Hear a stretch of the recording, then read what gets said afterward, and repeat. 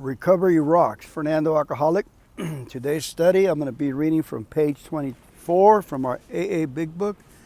So please get your book and follow along. First paragraph of page 24.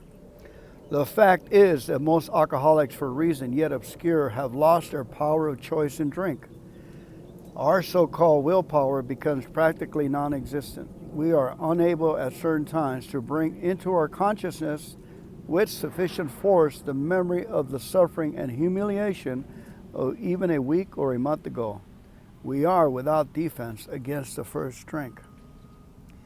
The almost certain consequences that follow taking even a glass of beer do not crowd into the mind to deter us. If these thoughts occur, they are hazy and readily supplanted with the old threadbare idea that this time we shall handle ourselves like other people. There is a complete failure of this kind of defense that keeps one from putting his hand on a hot stove. The alcoholic may say to himself in the most casual way, "It won't burn me this time, so here's how," or perhaps he doesn't think at all. How often have some of us begun to drink in this nonchalant way, and after the third or fourth, pound it on the bar to say to ourselves, "For God's sake, how do I ever get started again?" Only to have that thought supplanted by, "Well, I'll stop with the sixth drink," or "What's the use anyhow?" When this sort of thinking is fully established in an individual with alcoholic tendencies, he has probably placed himself beyond human aid, and unless locked up, may die or go permanently insane. These stark and ugly facts have been confirmed by legions of alcoholics throughout history. But for the grace of God, there had been thousands more convincing demonstrations. So many want to stop, but cannot. There is a solution. Almost none of us like the self-searching, the leveling of our pride, the confession of shortcomings, which the process requires for its successful consummation. But we saw that it really worked in others, and we had come to believe in the hopelessness and futility of life as we had been living it. When we were approached by those in whom the problem had been solved, there was nothing left for us but to pick up the simple kit of spiritual tools laid at our feet. We have found much of heaven, and we have been rocketed into a fourth dimension of existence, of which we have not even dreamed.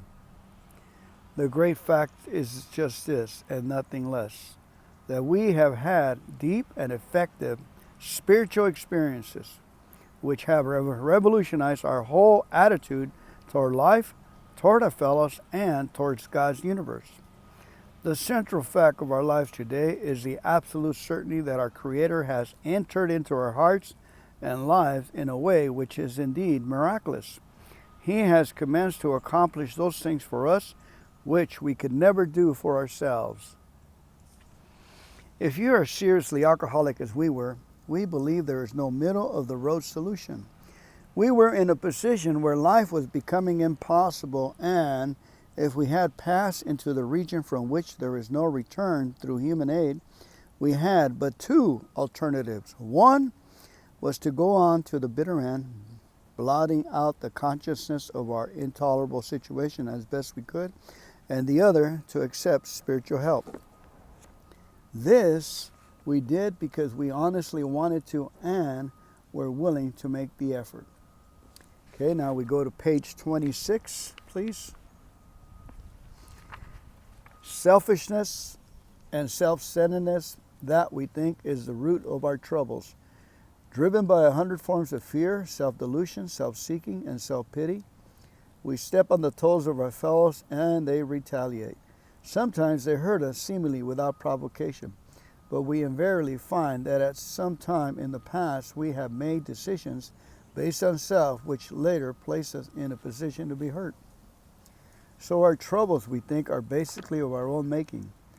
They arise out of ourselves, and the alcoholic is an extreme example of self-will run riot, though he doesn't usually think so. Above everything, we alcoholics must be rid of this selfishness. We must, or it kills us. God makes that possible, and there often seems no way of entirely get rid of self without His aid. Many of us had had moral and philosophical convictions galore, but we could not live up to them even though we would have liked to. Neither could we reduce our self-centeredness much by wishing or trying it on our own power. We had to have God's help. This is the how and why of it. First of all, we had to quit playing God. It didn't work. Next, we decided that hereafter, in this drama of life, God was going to be our director. He is the principal. We are his agents. He is the Father. We are his children. Most good ideas are simple, and this concept was the keystone of the new and triumphant arch through which we pass to freedom. When we sincerely took such a position, all sorts of remarkable things follow. We had a new employer, being all-powerful. He provided what we needed if we kept close to him and performed his work well. Established on such a footing, we became less and less interested in ourselves, our little plans and designs. More and more, we became interested in seeing what we could contribute to life. As we felt new power flow in, as we enjoyed peace of mind, as we discovered we could face life successfully, as we became conscious of his presence, we began to lose our fear of today, tomorrow, or the hereafter. We were reborn. Many of us, we were now at step 3. Many of us said to our Maker, as we understood him, God, I offer myself to thee, to build with me and to do with me as thou wilt. Relieve me of the bondage of self, that I may better do thy will. Take away my difficulties, that victory over them may bear witness to those I would help of thy power, thy love, and thy way of life. May I do thy will always. We thought well before taking this step, making sure we were ready, that we could at last abandon ourselves utterly to him. Okay, we'll go to page 76. Jump to 76, please. Middle paragraph, actually first paragraph, second. When ready, we say something like this: my Creator, I am now willing that you should have all of me, good and bad. I pray that you now remove from me every single defect of character that stands in the way of my usefulness to you and my fellows. Grant me the strength as I go out from here to do your bidding. Amen. We have then completed step 7. Okay, we go to page 86. On awakening, let us think about the 24 hours ahead. We consider our plans for the day before we begin. We ask God to direct our thinking.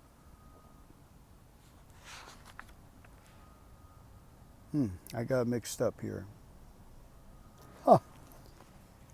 Let me check something out. Hang on, please. I am a good alcoholic. Ever tell you that? I got it all printed out in form here, so maybe that's the deal God wants me to show you, that I put it on the computer and printed it out. Me. I was homeless once. Oh, yeah, we jumped to page 86, where it says, on awakening, let us think about 24 hours ahead. We consider our plans for the day. Before we begin, we ask God to direct our thinking, especially asking that it be divorced from self-pity, dishonest, or self-seeking motives. Unless these conditions, we can employ our mental faculties with assurance. For after all, God gave us brains to use. Our thought life will be placed on a much higher plane when our thinking is clear of wrong motives. In thinking about our day, we may face indecision. We may not be able to determine which course to take.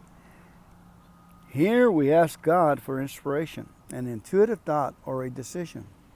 We relax and take it easy. We don't struggle. We are often surprised how the right answers come after we have tried this for a while. What used to be the hunch or the occasional inspiration gradually becomes a working part of our mind. Being still inexperienced and having just made conscious contact with God, it is not probable that we are going to be inspired at all times. We might pay for this presumption in all sorts of observed actions and ideas.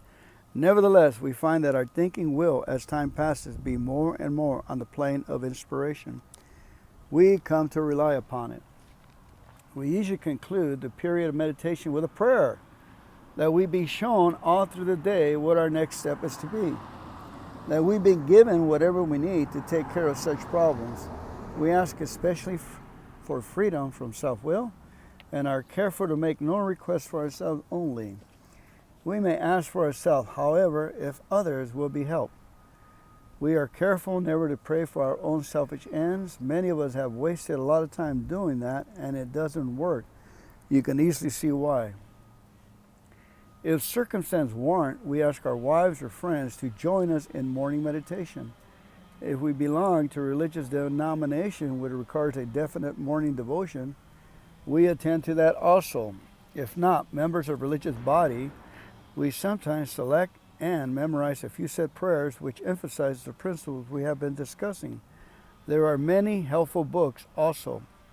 Suggestion about these may be obtained from one's priest, minister, or rabbi. Be quick to see where religious people are right. Make use of what they offer.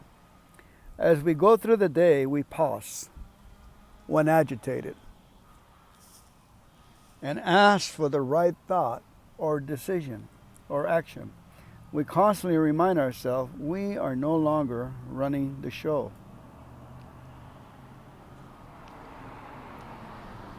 As we go through the day, we pause when agitated or doubtful and ask for the right thought or action. We constantly remind ourselves we are no longer running the show.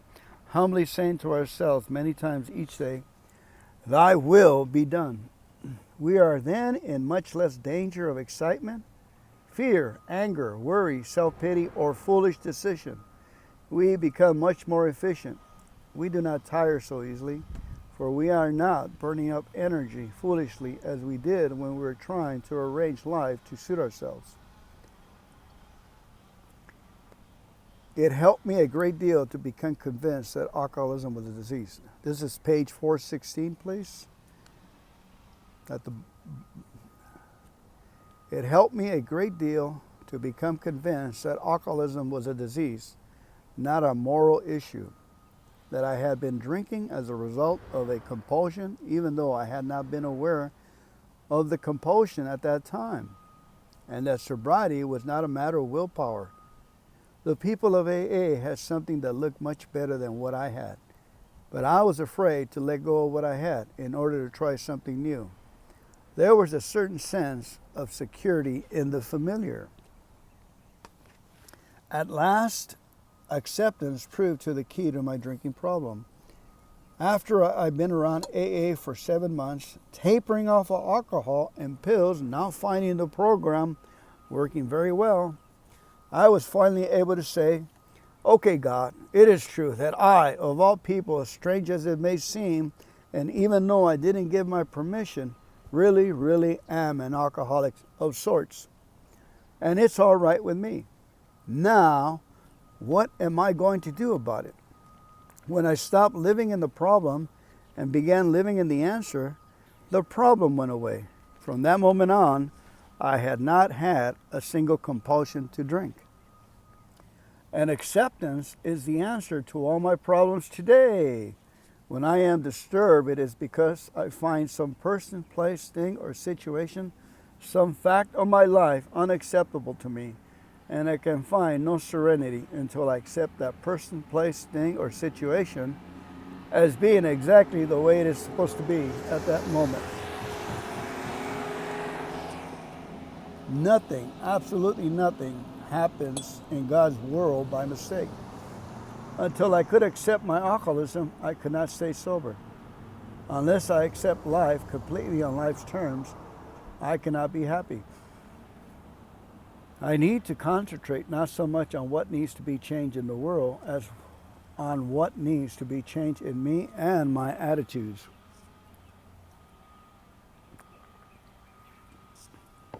Shakespeare said, "All the world is a stage, and all the men and women merely players."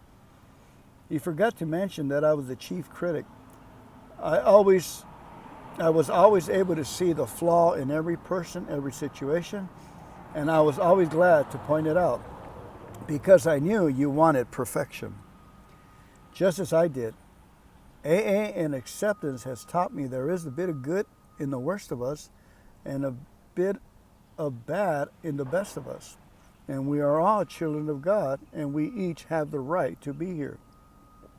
When I complain about me or about you, I am complaining about God's handiwork. I am saying that I know better than God. For years, I was sure the worst thing that could happen to a nice guy like me would be that I would turn out to be an alcoholic. Today, I find that it's the best thing that has ever happened to me. This proves I don't know what's good for me, and if I don't know what's good for me, then I don't know what's good or bad for you or for anyone. So I am better off if I don't give advice, don't figure I know what's best, and just accept life on life's terms as it is today, especially my own life as it actually is. Before I judged myself by my intentions, while the world was judging me by my actions.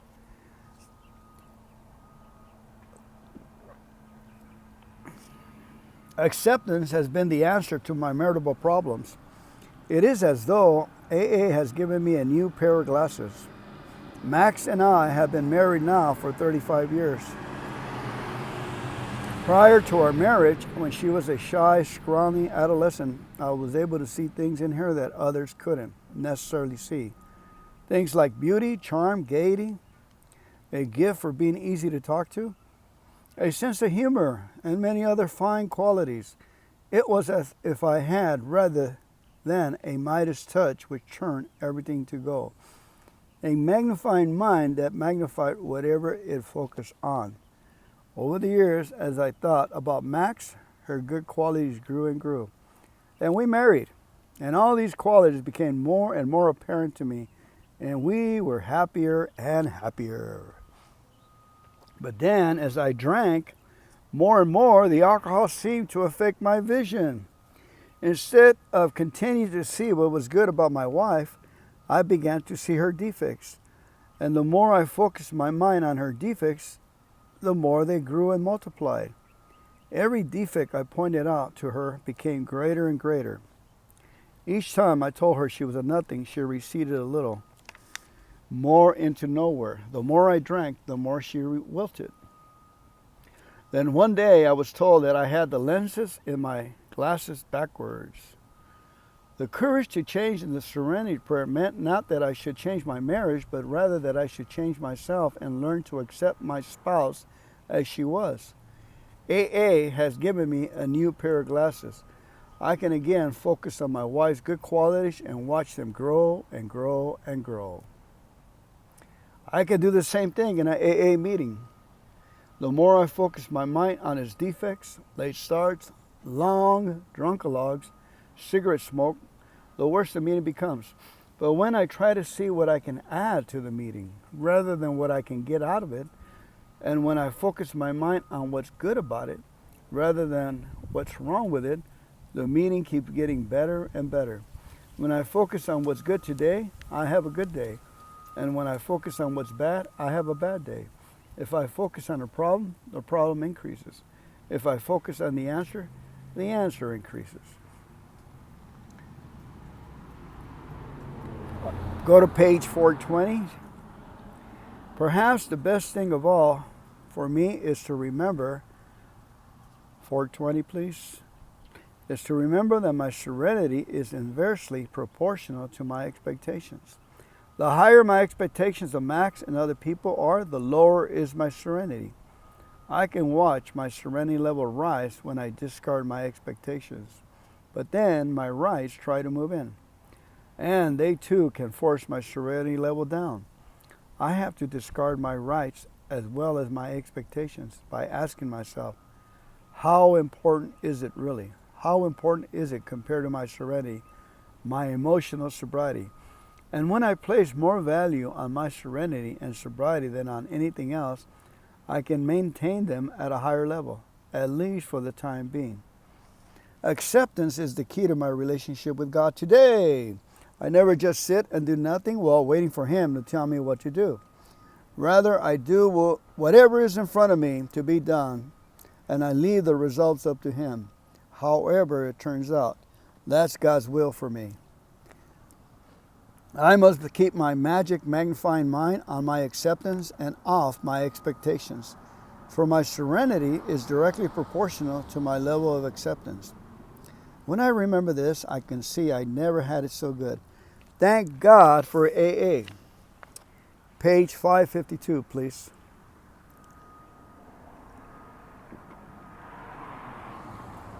He said, in effect, if you have a resentment you want to be free of, if you will pray for the person or thing that you resent, you will be free. If you will ask in prayer for everything you want for yourself to be given to them, you will be free. Ask for their health, their prosperity, their happiness, and you will be free.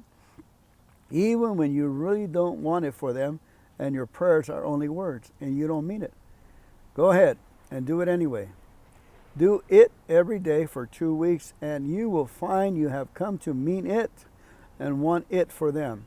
And you will realize that whatever you used to feel bitterness or resentments and hatred, you now feel compassionate, understanding, and love. It worked for me then, and it has worked for me many times since, and it will work for me every time I am willing to work it. Sometimes I have to ask first for the willingness, but it too always comes. And because it works for me, it will work for all of us. As another great man says, the only freedom a human being can ever know is doing what you ought to do because you want to do it. This great experience that released me from the bondage of hatred and replaced it with love is just really another affirmation of the truth I know. I get everything I need in Alcoholics Anonymous, and everything I need I get. And when I get what I need, I invariably find that it was just what I wanted all the time. Page 100. Both you and the new man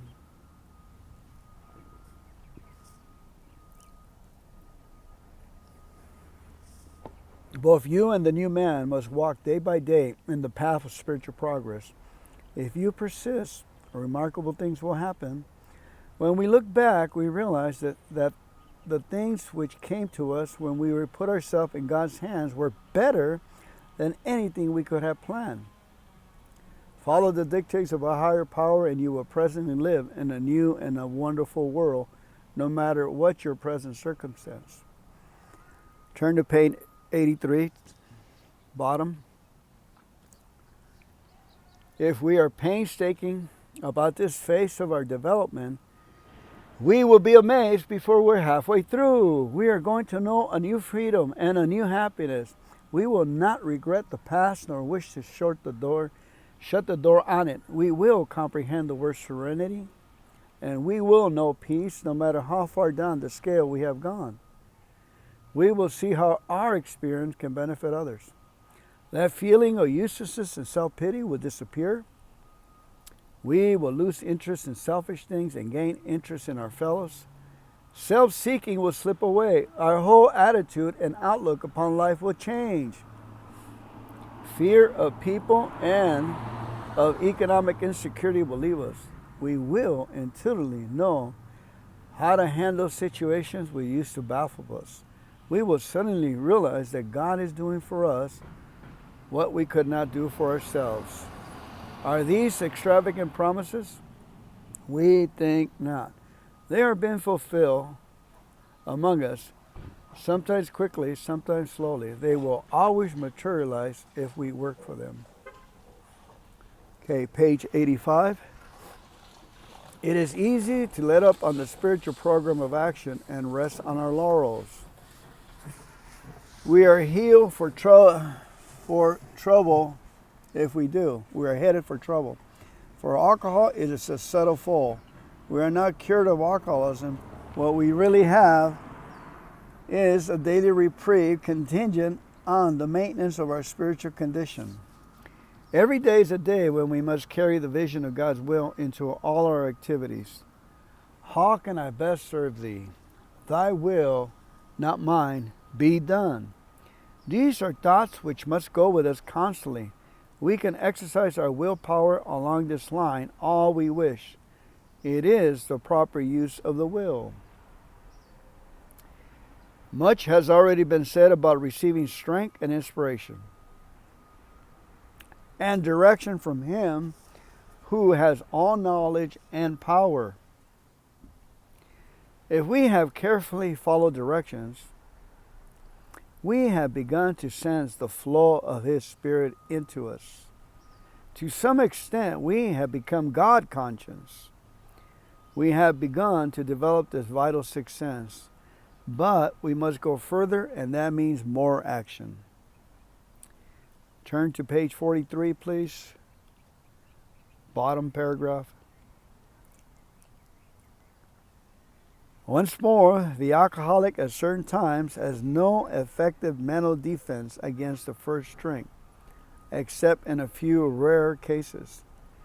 Neither he nor any other human being can provide such a defense. His defense must come from a higher power. And that concludes our reading for today. Please read it daily till you memorize it yourself. And give them heaven. Talk to you later.